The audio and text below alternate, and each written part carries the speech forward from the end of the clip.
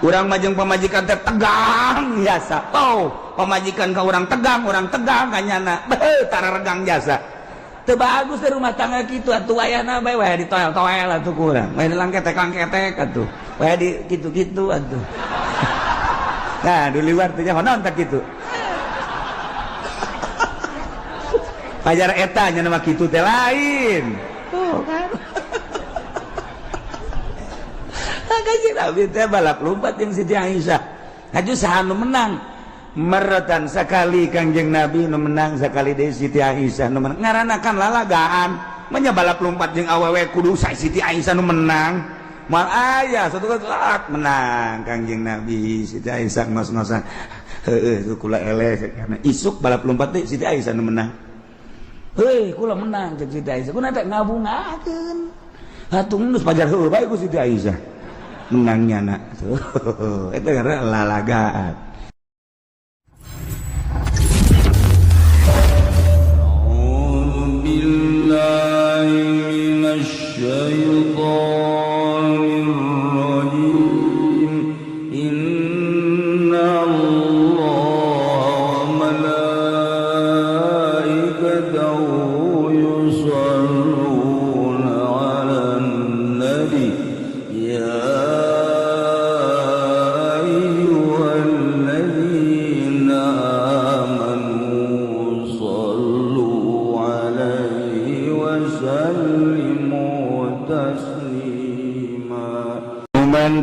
faman nafasani asa jelma anu ngamapikeun ka zat nu ngadamel alam yakni Allah. Teu percaya bahwa Allah teh pangeran, kufur. Teu percaya bahwa nu nyieun langit bumi teh Allah, kufur. Teu percayaeun nu nyieun urang ieu adalah Allah, kufur. Antak sing hade geus tambah dibahas kamari. Awir rusula atawa teu percaya ka para rasul-rasul Allah. Nyana ngomong Zaid misalna cak Zaid lam yursilhumullah, ja Allah mah teu pernah ngutus rasul-rasul.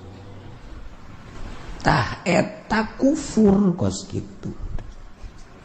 Sing hade urang, sing hade pamajikan urang, sing hade anak-anak urang. Ucapan-ucapan mengarah kana kufur teh ayeuna mah ambalaya. Antat sing hade. Heuh, jasana can orang Allah mau ngutus rasul. Ieu nanaonan aya rasul-rasul ja aing sakajah aing mah teu pernah Allah ngutus rasul. Eueuh, rasul teh geus murtad teh pokosna. Murtad. Nafana bunubuwatan nabiyyin atawa nganapikeun sifat kanabian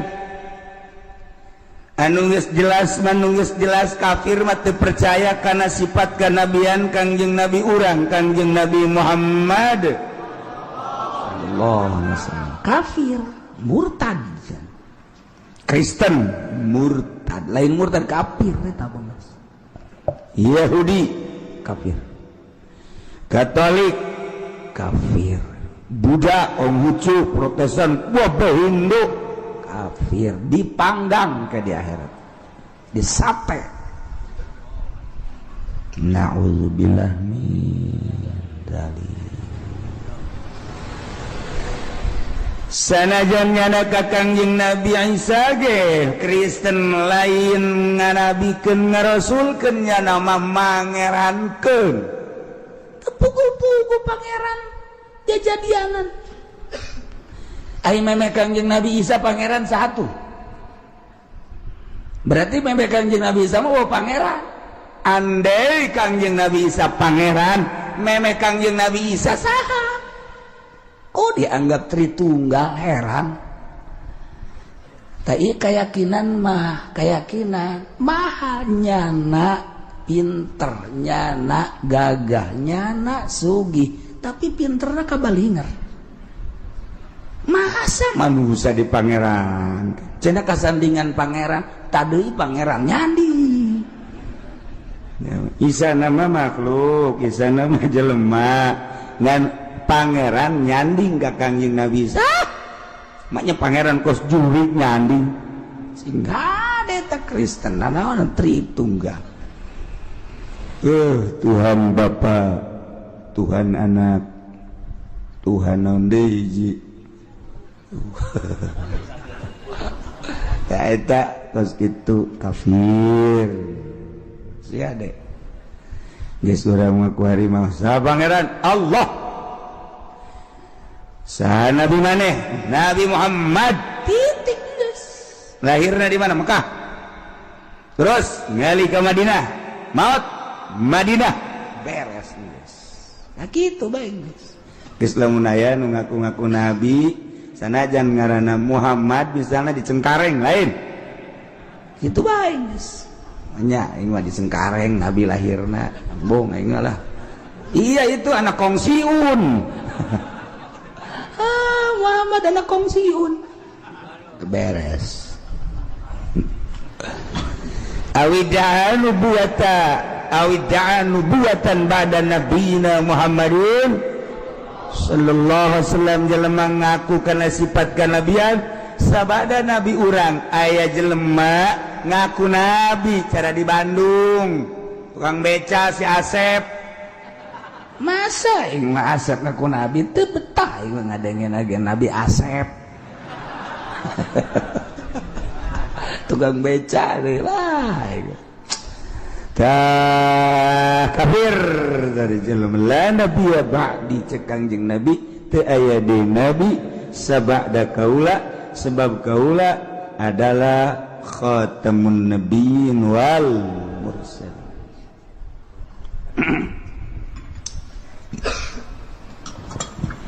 Al-saddaqa mudda'iha, atawa ngabenerkeun kanu ngaku nabi. Jelema ngaku nabi kurang dibenerkeun lu ngabenerkeun kana sifat nabi. Sabada Kangjeng Nabi urang geus sama murtad kafir. Eta ku aneh deui aya jelema ngaku nabi aya bae di nu percaya. Heran. Musodek ngaku nabi aya nu percaya. Asep Bandung ngaku nabi aya nu percaya. Kamari di Cikupa Cikupa ngaku nabi. Kalaragok aing mah mending ngaku pangeran teh budak. Ngaku nabi di Cikupa. Duh, Masya Allah. Aya nu laporan ka kula, Kiai, bagaimana cenah tindakan kita sekarang? Apa ini? Di Cikupa ada yang ngaku ngadi, biarin. Ih, di Cikupa ada yang ngaku nabi, masa dibiarin? Biarin aja udah. Pengen tahu udah dia. Pengen tahu ntar kalau ada orangnya suruh ke sini. Mau diapain? Mau ajak saya makan ya, sekali-sekali saya makan dengan nabi dah. Serinana. Situ babari orang atuh anu ngaku nabi mah orang ome bae. Orang ome coba datang ke mana mukjizat nanyana. Ayo coba. Itu di ome ulah waka di galak-galak ulah. Nyaho bae. Kita ka dieu jauh. Algola atawa ngomong kieu nya. Caki Zaid deh. Nabi urang mah jahoreng kulitna hideung. Murtad sia. Sembarangan sia. Emang orang berbas. An-Nabi sallallahu alaihi wasallam aswadu murtad atawa an-Nabi sallallahu alaihi wasallam amradu atawa an-Nabi sallam gairu Quraisyin gairu Quraisyin. Hai, Nabi urang mah jalain urang Quraisy. Murtad. Berarti ngayakin ke Nabi salian aya deui nabi salian Kangjeng Nabi urang. Hoi horenganan pangkat nu pangluhur-luhur nama nabi. Eueuh deui pangkat nu pangluhurna nabi jabarang kurang ditaliti-taliti horenganan an-nubuwatu mamuktasabun. lurus batuha bisafail qulub orenganan eta pangkat dosa kitu luhurna pangkat kanabian teh besi bisa diraih kurang ku cara ngabersihan hate ku cara ngabeningkeun hate urang lamun geus bersih jasa hate urang ge bisa jadi nabi murtad geus maksud murtad teu bisa dikasap pangkat kanabian pangkat wali ge hayang ngazab pangkat wali terjadi-jadi hayang ngaraih pangkat wali hayang ngaraih pangkat wali sueuki hesen ilmu geus aya di urang nasrib bae mah bisa nahu geus aya jam mubtada khobar fi'il fa'il syarat jawab urang nyahokeun tentang hadis atuh bisa tafsirna kitu keneh jeung sajabana dibawa ku urang kana pemikiran tasawuf Imam Ghazali Imam Qusyairi terus bladituna to ka dina Tuan Syabdul Qadir dan lain sebagainya geus nyaraho dibaraca ku Kiai Minhajul Abidin dibaraca ku Kiai Ihya Ulumuddin dibaraca hikam maka malah didiskusikeun hikam teh di universitas mah tetapi mana pibuktiuna nangan sakadar dibiwir ilmu teh nu datang ka jero hate ngeuk hayang raih pangkat wali ge sakitu hesena geus jelas nabi mah teu bisa dikasap nu endeuh ge dikasap pangkat wali pek ulah aya di jero hate masya Allah salianti Allah hiji Allah taala mun geus di jero hate Allah doang wali ngaranna ulah aya Apansa ulah aya Kijang ulah aya Serwiti di jero hate ulah aya jahe-jahe di jero hate urang mah pas sedak-sedak Allah na minggir Allah minggir nyelepet bukti ndak urang dur azan teh kuduna mau Allah teh gede di jero hate urang salian Allah cepet urang ka masjid ieu mah lain pas azan neulejem nyana okos anu nalingakeun teh bisi salah burung teh azan di gereja ngopi jadi adzan teh kopi kontreng cek pamajikanna ka lain adzan atuh ke tenang we sih cek adzan ngopi ngarokok selain dijawab teh muadzin teh adzan ngarokok nyalan deh dina kursi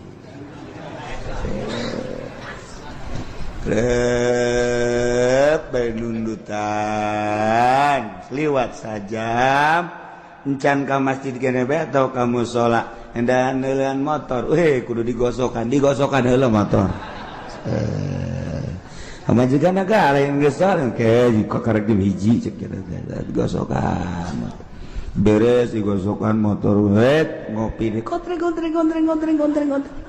ngarokok deui cek majikanna ka geus jam 2 dulu kebal kene sajam kene majikanna mah bagus teh ngelingan bae deres sekali-sekali pemajikan ngelingan salaki isuk pemajikan dieling ulah nonton TV bae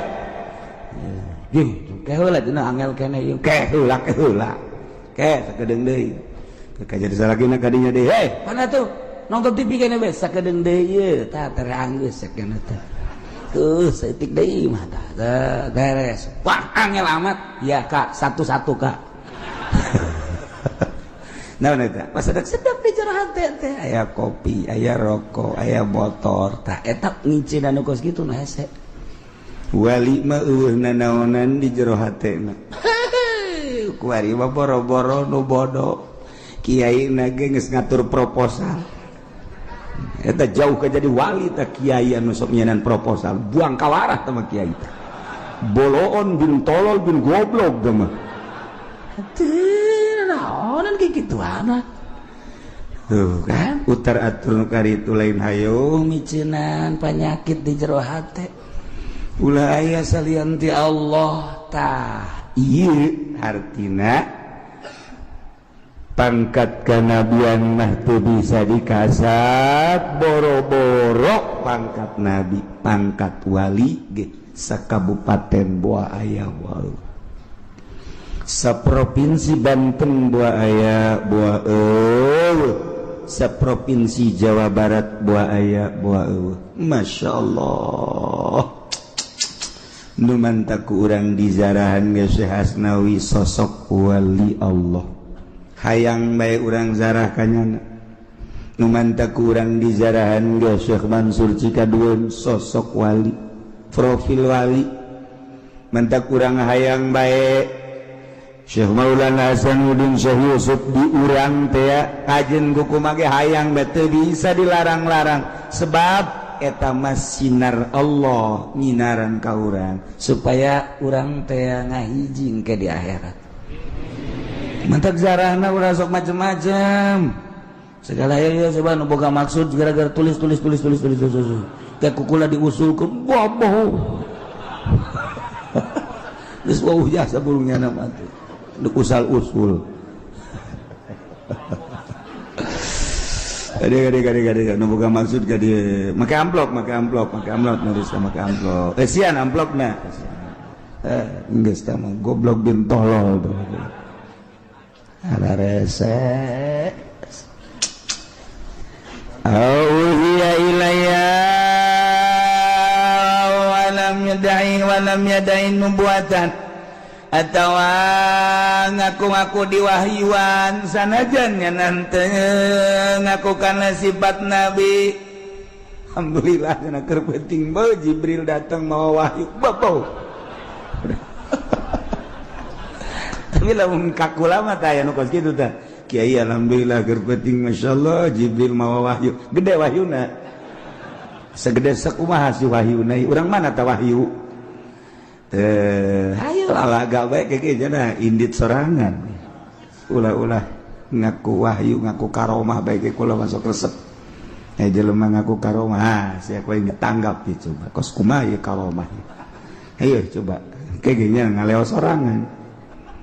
Ulah sok sambaraga segala ngaku diwahyuan segala naon tuh Masya Allah cenah teuterak dikadek batu gitu teuterak dikadek cenah bisa hiber manuk ge bisa hiber cenah ieu mah bisa dicai ge leumpang lauk ambalaya dicai ih cenah ieu mah bisa nyilples teu kadele kuntilanak ge nyilples ulah sahe lain kitu atuh dibere wahyu batu dibere wahyu mah dibere kebenaran berupa syariat eusina di jero bakal mengarah ka hakikat geus moal aya bae geus pokona mah sabada kangjeng Nabi urang kangjeng Nabi Muhammad sallallahu alaihi wasallam moal aya au kadzaba rasulan tawa ngabohongkeun ka rasul terpercaya bahwa kangjeng Nabi Adam Nabi terpercaya bahwa kangjeng Nabi Nuh Rasul Nabi terpercaya bahwa kangjeng Nabi Idris Nabi terpercaya bahwa kangjeng Nabi Isa teh seorang Nabi seorang Rasul terpercaya kangjeng Nabi urang teh Nabi geus tama murtad geus antak Nasoro Nasrani Yahudi murtad lain murtad kafir awasabahu atau nyarekanan ka Nabi model kamari Denmark model orang Belanda nyarekanan ka kangjeng Nabi eta kafir istaqafa bihi atawa ngenteng-ngenteng Nabi nganggap hina ka kangjeng Nabi atawa kangaran kangjeng Nabi ngaran kangjeng Nabi teh Muhammad, ngaran kangjeng Nabi teh Ahmad, ngaran kangjeng Nabi teh Yasin, ngaran kangjeng Nabi teh Toha, ngaran kangjeng dina Quran nambalaya ngaran kangjeng Nabi. Nah, kuari dihinakeun ngaran kangjeng Nabi. Mendak mun aya ngaran Muhammad, kemudian ku urang dikieu-kieu, terus urang dibalangkeun ka sampah ta kocomberan. Maksud ngahinakeun ku murtad.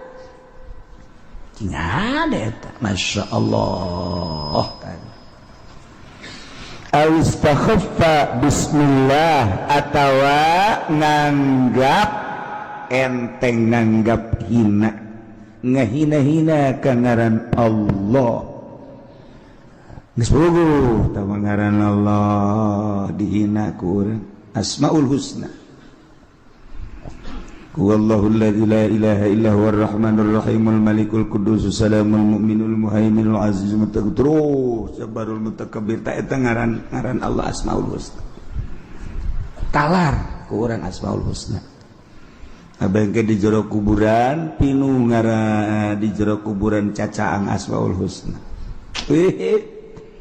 ulah ditulis ditabengkeun bae dibaca tilog ditarar henteu ngan deres tage daripada nabengkeun artis mah di imah urang atuh Asmaul Husna nganu bagus we ditalar sebab ieu kabeh nu aya di alam dunya moal kaluar ti Asmaul Husna mentak walillahil asmaul husna fad'u hatok sebut doa itu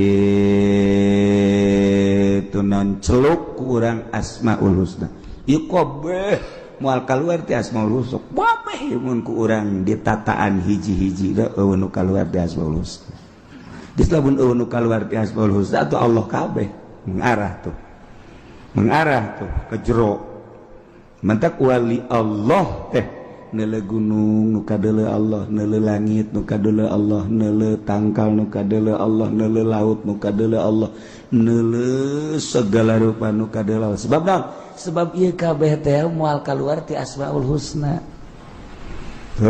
lamun geus ngaji kos kitu bakal resep kena poho dahar poho nginum sakali daharna gembul sakali nginumna loba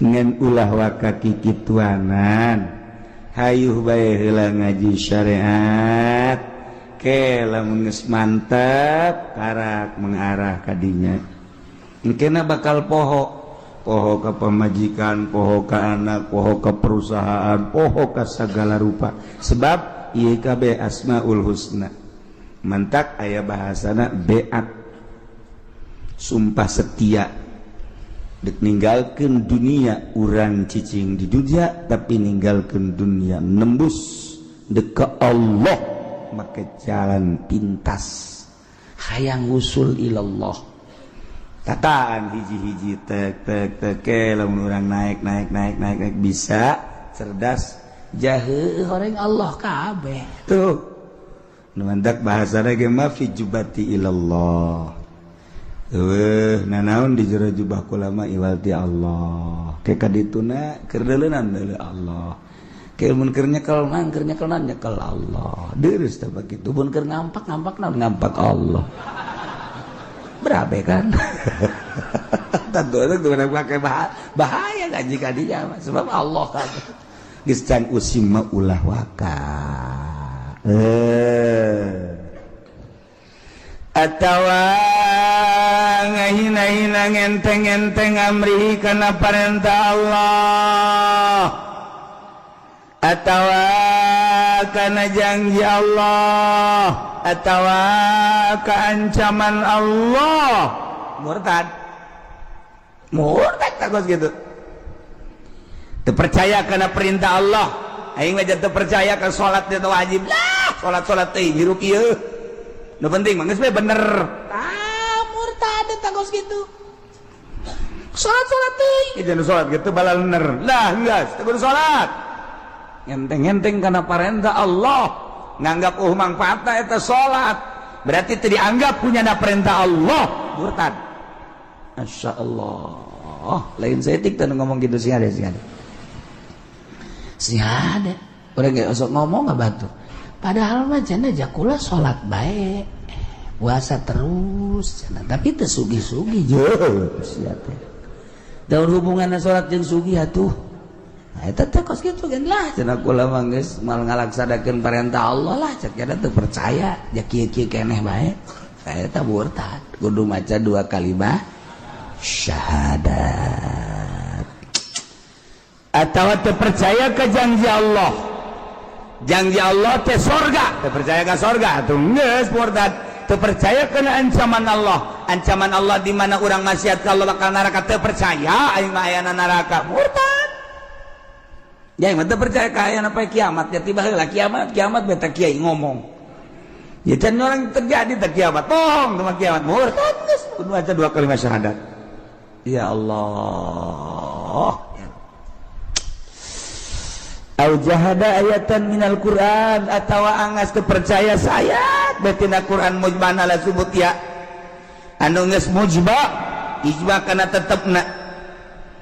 Atawa nambahan zada fi ayatan. Nambahan saayat nekadkeun bahwa eta tambahan teh Quran atau ngurangan ayat. Geus eta ge sarua. Murtad. Masyaallah. Nun baheula Imam Ibnu Hambal Ahmad bin Hambal di kitu naon ngaranna panggil ku raja. Dipanggil ku raja teh titah nganyatakeun bahwa Quran teh makhluk. Bahwa Quran teh anyar. Atap Imam Ahmad bin Hambal nganyatakeun Al-Qur'anu gede. Wow, diseret Imam Hambal. Diseret di penjara disiksa. Titah nyebutkeun Quran teh hadis atau makhluk tetep henteu. Kajian teuing pae. Giliran Imam Syafi'i. Pas Imam Syafi'i dipanggil ku raja. Syafi'i, hadiran kiai-kiai saat eta di Baghdad. Ditanya, wahai Syafi'i, kumaha pertekadan anjeun ieu Quran teh makhluk anyar apakah kodim? Lamun maneh nganyatakeun Quran teh kodim, siksa. Lamun maneh nganyatakeun ieu Al-Quran teh hadis, salamet. Mun maneh nganyatakeun Quran adalah makhluk, salamet. Tapi lamun nganyatakeun Quran kodim, penjara. Wah, Imam Syafi'i. Imam Syafi'i mah nunjuk doang kieu. Tuan, ulah bingung-bingung. Ih, eta mah makhluk ya mah makhluk. Jangan bari nunjuk kieu. Salamet. Kiai gempar kabeh sa Baghdad. Wah, Syafi'i bahaya kuari. Anu ku urang diimamkeun, nu ku urang dimadzhabkeun, anu ku urang dituturkeun, ternyata ngamakhlukkeun Quran. Beres balik Imam Syafi'i, bulag kiai daratang kabeh. Wah, temo. Mah ieu kiai nganyatakeun makhluk kana Quran. Saha nu ngamakhlukkeun Quran cek Imam Syafi'i? Ai tadi pan kula mah nunjuk. Ieu mah cek Imam Syafi'i makhluk ieu mah ieu. Tah makhluk. Anyar cek nya anyar. Maksudnya atuh curug jeung raja anyar kabeh. Jago Imam Syafi'i mah. Tapi tetap baik kapan ayat hasu setelah rapat besar-besaran di kediaman Imam Syafi'i. Oh, ternyata ngalojokeun raja atuh aya kieu mah lapor si kiai anu deukeut ka pamarentah. Atuh tiba lagi kitu bae. Boro-boro di zaman kuari zaman Imam Syafi'i kos kitu. Atuh korok komo kuari biasa tah mah. Atuh biasa kiai anu hayang. Wah, gila mana aya? Belah mana teh geus bejakeun. Nah, ya belah pokokna. Tah panggil Imam Syafi'i. Hadiran deui ribuan kiai, masyarakat, tokoh. Tenang bae Imam Syafi'i. Coba jelaskan cak raja. Lain Quran bae. Nu ngaran Zabur, Injil, Taurat, Quran, eta hadis makhluk. Hadis apakah kodim? Syafi'i. Cek Imam Syafi'i eta mah kieu tuan raja. Ya, nunjuk deh bae. Quran. Tuh, di kieu-kieu punya. Wah, bae. Taurat. Di kieu-kieu. Di kieu-kieu punya. Zabur, Injil. Nah, iya nu opat eta makhluk cenah mah. Saat biasa Imam Syafi'i mah atuh kiai sareureun oh bener. tuh tinggal raja bae. Wah iya bagus sakena berarti tuh kan selamat Imam Syafi'i mah. Nanti emang Imam Syafi'i itu guyon-guyonnya na. Biasa guyon teh biasa Kangjeng Nabi ge guyon. Ini kapan minta didoakeun ka Kangjeng Nabi teh geus jelas kan. Tuan kula mah hayang naon tuh nih. Kula malah hayang ka surga beuh di surga mah ini. Ceurik kan ini ngahing-hing bae. Kadengen ku Siti Aisyah. Oh Siti Aisyah geri basak. Kunaon Aisyah mana ceurik? Atuh pan itu nini teu ka surga atuh kula ge pan calon nini. Berarti kula merasa Kangjeng Nabi seuri bae Aisyah. Di surga mah moal aya nini. Boro-boro di surga di dunia ge teu betah jeung nini mah. Jadi maksudnya atuh ka surga nini ge ngan ge diganti jadi parawan deui. Oh kitu tuh atuh. Aki-aki ge di surga mah. Eta kan ngaranna lalagaan. Tuh kan emang geng-gengna teh lalagaan. Ulah sok haju bohong. Maninggeus urang teu bisa usik. Hirup teh teu bisa usik. Ohara jasa. Jadi teu bisa naon kitu ngaranna teu bisa naon cerah. Teu aya pencerahan otak teh kira kararieu. Hudang teh hudangnya pergel. Tunduk. Biasa. Kurang tengah dengekeun eta terus guyonan setika-tika. Sehingga mun ditanya tadi ngaji naon wallahu a'lam. Aing mah asa di mana mata ngaji cakna teh. Asa di alam mana meureun. Emang gua kerek aing.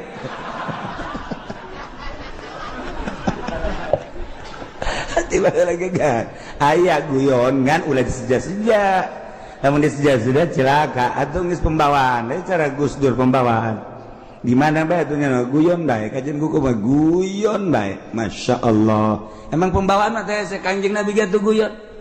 Sanggeus Kangjeng Nabi aya nu balap lompat teh Kangjeng Nabi nu menang bakal dibere anak onta. Taekeun ka anak onta. Geus menang si eta.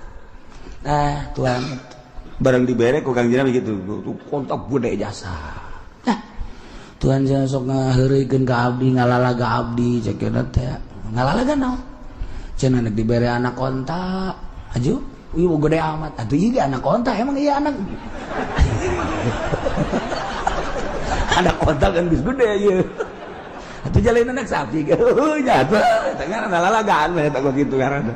Jet, hebat Kangjeng Nabi mentek ngahijieun Kangjeng Nabi waktu naon kitu ngaranna perang. Waktu ngaji waktu lalagaan Kangjeng Nabi. Jeung Siti Aisyah emang teu lalagaan Kangjeng Nabi. Kumaha lalagaan anak? Cak Kangjeng Nabi Aisyah, yuk urang balap lompat, ayo. Oh, balap lompat Kangjeng Nabi jeung Siti Aisyah balap lompat pan indah. Oh, ya teh ngaranna. Urang mah jeung pamajikan teh tegang jasa. Oh, pamajikan ka urang tegang kanyana. Beuh, tara regang jasa. Teu bagus di rumah tangga kitu atuh wayahna bae wae di toel atuh kurang. Wae di langketek atuh. Wae di kitu-kitu atuh. Nah, di luar teh naon tak kitu. Pajar eta nya nama kitu teh lain. Tuh kan. Kangjeng Nabi teh balap lompat jeung Siti Aisyah. Haju saha nu menang? Meretan sekali Kangjeng Nabi nu menang sekali deui Siti Aisyah nu menang ngaranna kan lalagaan nya balap lompat jeung awewe kudu sae Siti Aisyah nu menang moal aya satu kelak menang Kangjeng Nabi Siti Aisyah ngos-ngosan heueuh kula eleh karena isuk balap lompat teh Siti Aisyah nu menang heuh kula menang jeung Siti Aisyah kunaon teh ngabungakeun hatung geus pajar heueuh bae ku Siti Aisyah menangnya na eta ngaranna lalagaan menang saminggu tuan ngalalaga kula balap lompat menang atuh bala teu menang ulah kitu cekeuna teh ieu piala rek dibikeun ka aya mana teh eta ngaranna lalagan teu tegang kan hirup masyaallah karim teu nu tegang tuh Kangjeng Nabi datang ka imah Siti Aisyah marah biasa kan dicandung kan marah bae aya marahan dicandung mah tuh boro-boro kuari baheula ge aya bae marah. Aya marah sarua sebab naon giliran Siti Aisyah angel. kemana ya Kangjeng Nabi ceknya angel amat giliran di dieu angel ceknya teh. Bener ada telat Kangjeng Nabi datang kadinya ada telat piring aya kormaan di dinya piring dikitukeun kana rot brok angkara-angkara peupeus piring korma ambalaya. Kumaha cek Kangjeng Nabi? Ambo seunu ngagebrah cek Kangjeng Nabi. Kira kan seunu ngagebrah. Siti Aisyah kan kaget. Seunu, wah kahuruan asana imah ya. Kan gitu. Datang dia kalinya mana tuan seunu? Tadi dada cek gini. Siti Aisyah seuri bae. Eta di dada seunu eta ngaranna. Eta kakarak meureun piring doang cek gini teh. Siti Aisyah seuri pan horeng seunu teh seunu ieu. Seunu hate seunu kolbu ngagebur. Geus lamun seuneu hate ngagebur bisa piring nu peupeus, bisa sendal nu leungit, bisa ieu kana pipi leungeun. Eta seuneu ngaranna nu kos kitu. Tuh, tan bisaan Kangjeng Nabi mah seuri bae. Piring ambalaya, terus korma atau ambala piring peupeus. Ambo teh seuneu ngagedur cek Kangjeng Nabi. Teu kaget tetep pamajikan, besi kahuruan kan. Mana tuan seuneu? Tadi dada kira-kira. Kartikan ku Siti Aisyah teta ngaranna lalagaan geus kitu. Masya Allah, pembawaan masing-masing nu kos kitu mangan mun dijieun-jieun haram, mun dijieun-jieun haram. Cara Kang cara Imam Syafi'i. Cek Imam Syafi'i Zabur di kieu-kieu kunya. Wah, bae jelema naleukeun. Taurat, Injil, Quran, nah ieu nu opat makhluk cekna bari kieu nya. Ieu nu opat makhluk. Atuh cak raja makhluk deui bener geus. Salamet baneng geus. Tinggal kiai be bener sampai bener. Ieu nu opat makhluk cekna. Make otak, Masya Allah. Geus kiai ge daratang deui. Maksud Tuhan Imam Syafi'i naon dia nu opat atuh curug opat makhluk ieu mah tah obat. Itu atuh kodim cek nanti. Kos kitu jeung jelema pinter mah tuh hese madak hati-hati jeung ahli Allah, jeung ahli hakikat, jeung ahli thariqah. Kadang lain kulit, lain eusi. Gus Dur lalampahan ke gereja. Ji atuh wali Allah loba nu lampahan ke gereja. Ai can bisa ulah heulanan, jang nyana bae. Jang nyana bae heulanan. Loba kene nu lampahan ke gereja kede anteupun heula. Heulanan ke urang bakal kapanggih geura. Motifna kumaha ke gereja engke. Mentak ulah ngabesan ngajina. Ieu pelebah ridah mah ieu. Neh lantaran ieu kapisah ku ngabesan rugi.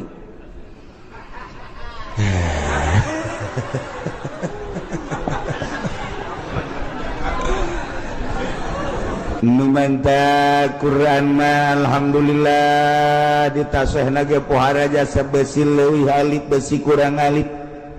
Di samping eta besi aya cetakan-cetakan nu kamari cetakan Dahlan Bandung teh aya nu kurang sababaraha kalimah.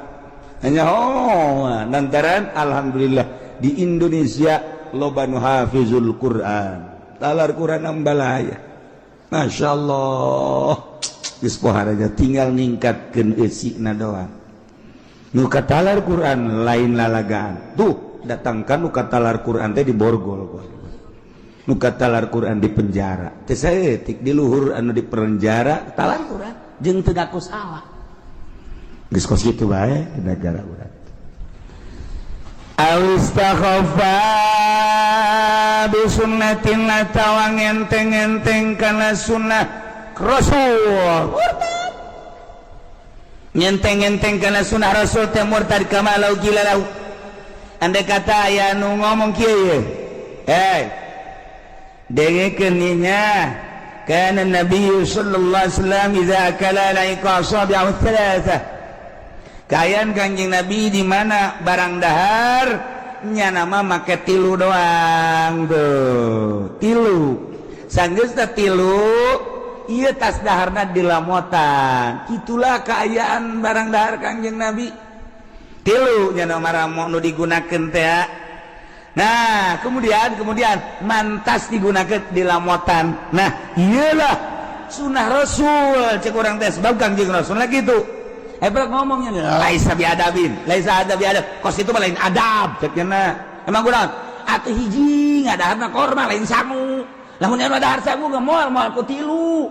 Geus mah lain adab teh mah situasi bae teh mah kos kitu mah. Murtad eta kos kitu. Sing ada sunah Nabi. Ulah sok make dihela-hela. Teman tuh ngada harapan korma, ini urang mah sangu, teman lain adab teman. Lantaran atuh kapan lamun tilu bae sangu kieu moal bisa teman. Geus lain adab teman, teu percaya urang mah eta kos kitu adab teman situasi bae, murtad. Lain saya tiktakan ngomong gitu. Sing ada ulah gogoyon. Endek 5 mah 5 bae ngan ulah ngaleungitkeun sunah Rasul. Siapa nuntun nuturkeun sunah? Duh can bisa cek yana molos bae ka dieu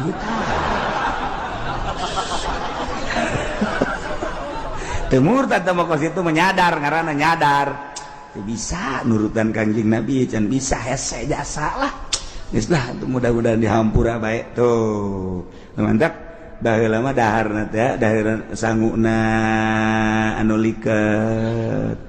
Jadi bisa dikitu-kitu sangguna tas tuh kan ngeunah urang lamun parena ulah tongsan tuh eta bahaya teh tongsan beuh budak pare mah teh nyawa ka tongsan asal geus dibere tongsan we geus sangheuk daharna kita teu bisa diemple-emple tongsan mah muruh pul bae bear nda lamun geus pare bulu mantep jasa bagolo mun ku ari mah ngeunaheun geus tah nikmat tilu bisa sanggup ge diemple-emple tilu tuh nu mantap kuari aya ti pamarentah teh naon ngaranna bulog eta pemerintah zolim sebab teu bisa make tilu kan ya ieu pamarentah jahanam nya nah urang aing dek tilu ge ku sabab bulog teu bisa wah raja blon raja ya geus cukup cak raja panggil kunaon sia blon-blon aing dahar teu bisa nuturkeun Kangjeng Rasul gara-gara sia mere bulog aing coba ge hese jasa tuh hese aing rakyat dibere bulog aing sia geunah bae endeg ge aing geunah sia teu geunah bah ieu mah beuki di penjara bae budak ya Allah ya Rabbi awas ya dek ulah ngenteng-ngenteng kana sunah Kangjeng mantap kula pernah didebat satu ketika kula muludan moal dicaritakeun di tempat di daerah urang keneh daerah urang muludan kula nyaritakeun nyiwak terus tidak muludan teh nyaritakeun sunah nyiwak terus poe Jumat teh make jubah putih sakumaha dina riad we gitu eta tah pernah muludan dok aya seorang kiai anu sok di istana zaman Pak Harto kebeli lalakon nyana nyaritakeun teu sunah cek nyana make siwak kieu cukup sekarang kita ganti oleh menpol cek nyana pakai odol menpol udah itu kan untuk membersihkan gigi pada dasarnya cek nyana teh lebih bersih menpol daripada siwak aingna aya keneh di dinya geura turun sia ku aing moal balik aing kajian kumaha ge ja ulah sambatkan nya ya tah moal mulai geus ngaji di mana sia ku aing aya ditungguan ku kula beneran ieu mah aya meureun ku ari masyarakat nu pernah nyahok ka kula kos kitu teh daerah belah ditulah pokona terus nyaritakeun jubah enggak usah ini Indonesia enggak usah pakai jubah itu adalah Arab sekarang di Indonesia pakai batik lah pakai safari lah enggak usah Arab-Araban kita bukan orang Arab 2 poin ku aing gara turun sia kula geus panas jasa kula ieu keur ngora geus kebal do keur ngora paling henteu turun nyana ku kula disambut langsung sasalaman langsung dipeluk ku kula sini duduknya sini nyana geus lain deui sini Pak Kiai ngaji di mana langsung ku kula ditanya di forum harita geus ditahdarkeun nanti dulu dahar ya tanya ku kula ngaji di mana kemudian terus dalilnya apa terus ada untuk dalil-dalil wah muringis-muringisnya nah sambarangan murtad sia kukula dikitukeun nyana marah enak aja ngemurtadin saya lu murtad gitukeun nyana atuh kula ge make hizib kituna boh hampir ngejengkangnya na mentah hampura rita kan mentah hampura masya Allah munten mentah hampura awas ya kuai ditelus ya kuai saya mau belajar bener bet untuk pernah terjadi tak kiai teu daek-daek deui nya asal aya kula bembung aing ngomong ngaji jeung kieu cicek bong ya kena asalnya na diondang ka dieu aya ki ucin teu henteu kajeun mun aya ki ucin bong cek kena aing. Tapi satu ketika nyana datanglah ke imah diajak ku Kiai Sejen minta hampura. Alhamdulillah aya ilmuan mah gampang bae. Jangan ge ngaragap salah sama ego na doang. Alhamdulillah. Geus jadi nyana menyadari kuari bener ya siwak teh sunah kang laula an asyqa ala ummati la amartuhum bisiwak inda kulli syai'. Satu ketika dia kan inda kulli salat. Ya tuh kumaha tah hadis. Masyaallah. Kula dijelaskan diirat punya nah aingna aya keneh moal balik aing mah datang ka subuh tungguan ku aing sia ai keur ngora mah kitu pada teu ayo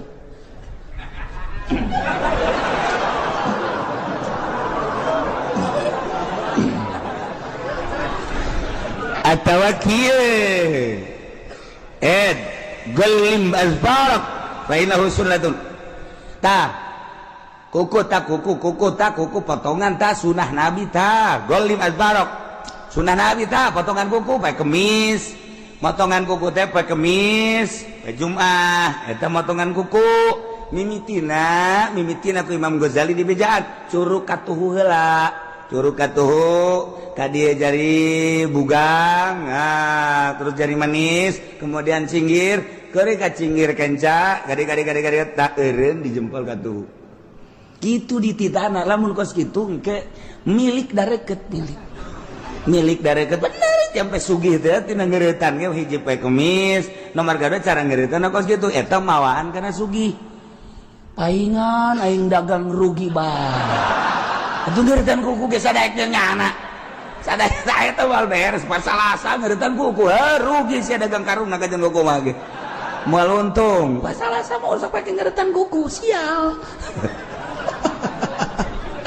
pae kemis pae Jumat mun pae kemis sapoe mun pae Jumat isuk-isuk geus kuku kemudian kumis janggot rapihan gitulah sunnah kangjeng Nabi urang kangjeng Nabi Muhammad sallallahu alaihi wasallam cek kangjeng Nabi galim azbarak fa innahu sunnatun cek aya jelema ngomong tuh tetegan kuku sunnah Nabi tah kumaha ngomong laf wa in kana sunatan moal aing mah moal dikeureutan sanajan sunnah moal aing mah moal geuretan kuku murtad berarti sisanya na eta maksudna ngalelemekeun ngahinakeun kana sunah kangjeng moal mah moal bae ulah ngomong-ngomong kieu moal aing mah moal geuretan sanajan eta sunah moal ulah ngomong kos kitu moal mah moal bae moal wakalan lah geus cukup henteu teu murtad kos kitu mah kunaon emang moal wakalan henteu moal bae moal wakalan henteu naon lain kira geuretan eta sunah kajenting ngelanan moal bae heula henteu masalah ima engke ieu na paranti naon ngaranna capitanana kurang bagus sok nyeri malaka atau malaka bae heula serem kos naung lah ieu mah kajeun henteu teh mah kos kitu mah mun aya kiai sok paranjang teh kukuna teh kiai bae panjang kuku da bareng ditanya kiai kok panjang kuku kieu cenah kiai batur mah nernak ayam kula mah nernak setan di dieu tadeuy kiai blon ieu ngomong kos kitu teh sembarangan moal gula mah laaf dua ingkana sunatan moal motongan gula mah sanajan emang eta sunah moal kajeun kuku bage masyaallah karim eta murtad iyalah ngabohongkeun ka rasul ngabohongkeun ka nabi nyarekanan nabi ngenteng-ngenteng nabi ngahinakeun kangaran nabi ngaran Allah perintah nabi janji Allah janji nabi ancaman Allah ancaman nabi atawa teu percaya ka saayat betina Al-Qur'an anu geus mujma' ala tsubutiha atawa nambahan saayat atawa sahuruf atau adimis salat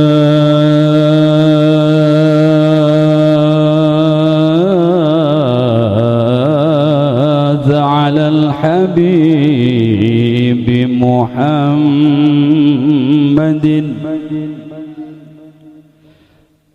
أدم الصلاة على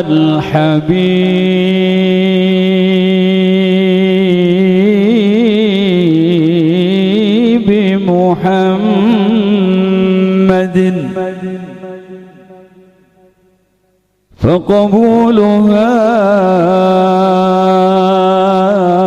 فقبولها حتما بغير تردد أعمالنا بين القبول وردها أعمالنا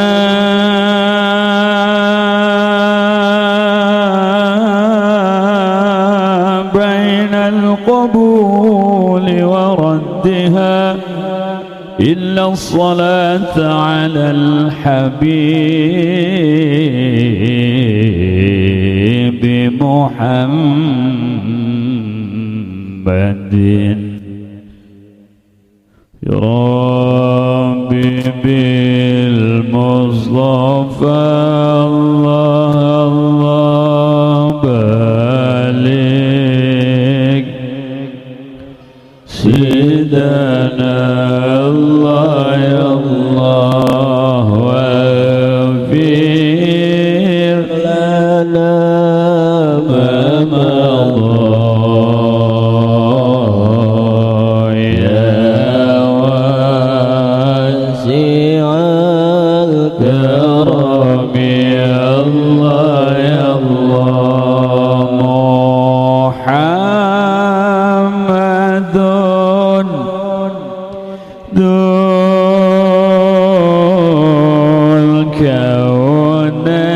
الكونين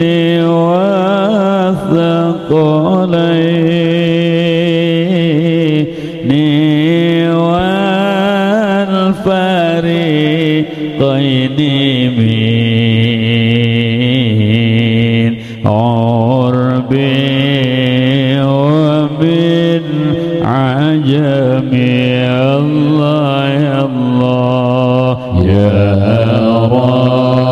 ربي بالمصطفى الله الله بلغ مقاصدنا الله يا الله واغفر لنا ما مضى يا واسع الكرم الله يا الله نبينا الأمير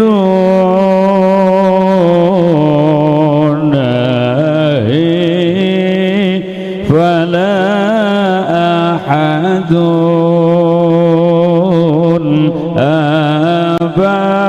أبر في قولنا منه ولا نعم الله يا الله يا ربي بالمصطفى الله الله بلغ